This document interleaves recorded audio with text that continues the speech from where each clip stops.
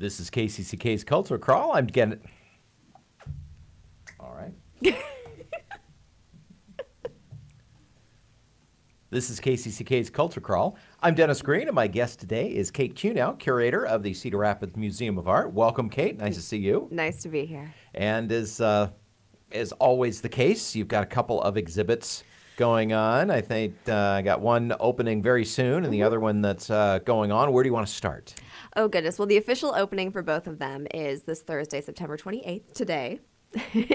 And yeah, we have one that's officially opened already, and that's Living Proof, and that is focusing on art therapy. And specifically, we've worked with Living Proof Exhibit, which is a nonprofit out of the Quad Cities that does art therapy for cancer patients and cancer survivors.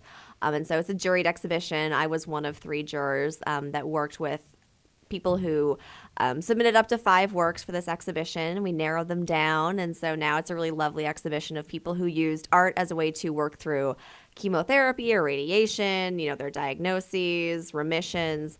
So it's really cool. And some of the artwork deals directly with the experience of cancer, and some is just, art that was created as a method of therapy while they were experiencing it.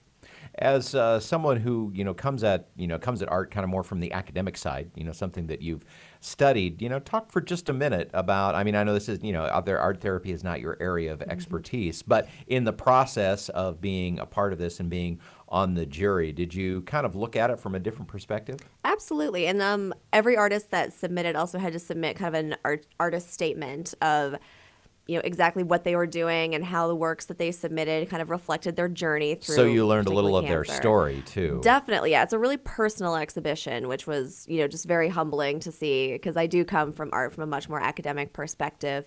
But Pamela Crouch, who's the director of Living Proof Exhibit, kind of explained it as, so many things are taken from you when you're diagnosed with cancer and you're going through these treatments that often change your body and your mind. Pamela explicitly uses the example of she was a writer, but when she was going through treatment for cancer, she developed aphasia. And so reading and words just weren't easy for her. And so reading and writing were kind of taken from her. And so she thought, I still have hands, I can still be creative, what can I do? And so she started painting birdhouses just as a project and something finite to do. And then she gave them to other people who are going through treatment. And so there's also, that process of giving something back to people and feeling good. But art projects are really, they're fulfilling no matter what you're doing them for. It's that sense of creation and being able to work on something and get it to look how you want, and then just the pride that you have when you finish something and you like the way it looks. So, art's great when you don't have cancer, and it's a wonderful form of therapy for when you are going through some adversity. Is there any one particular piece that stands out in your mind as really reaching out to you at an emotional level?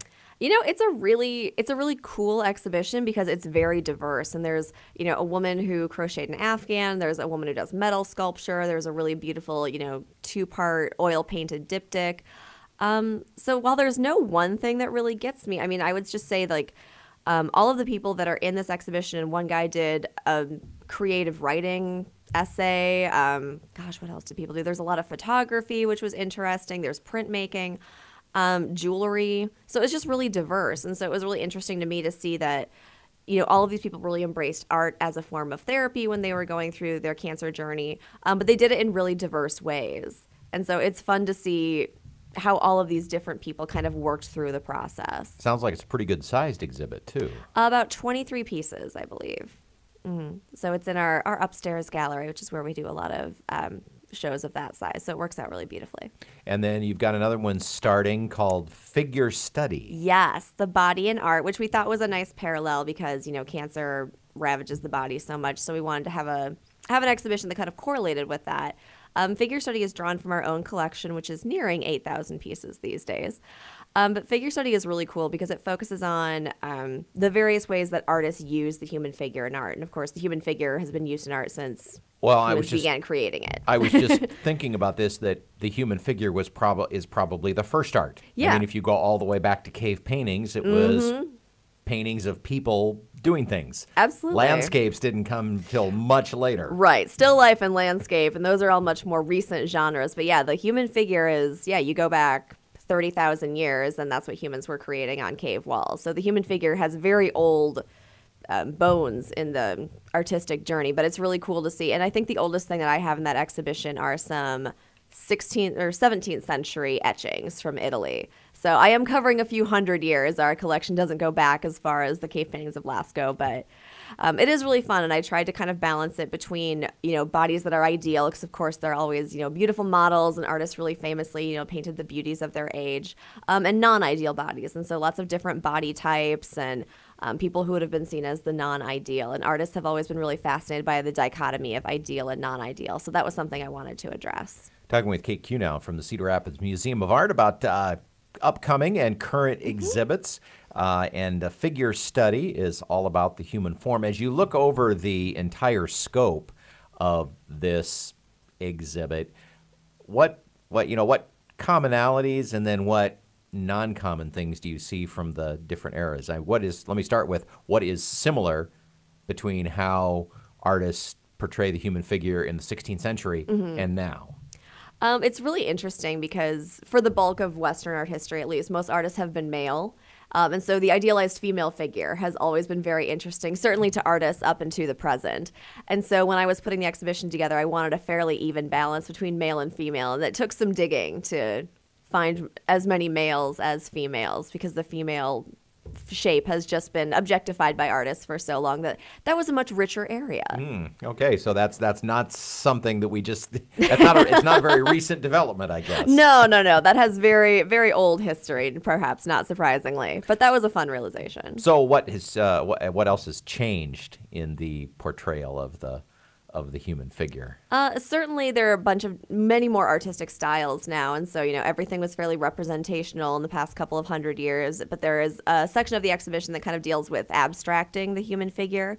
And so I have some both 2D and 3D pieces that kind of, the human figure is kind of like simplified or abstracted or becomes very, simple forms or is geometricized.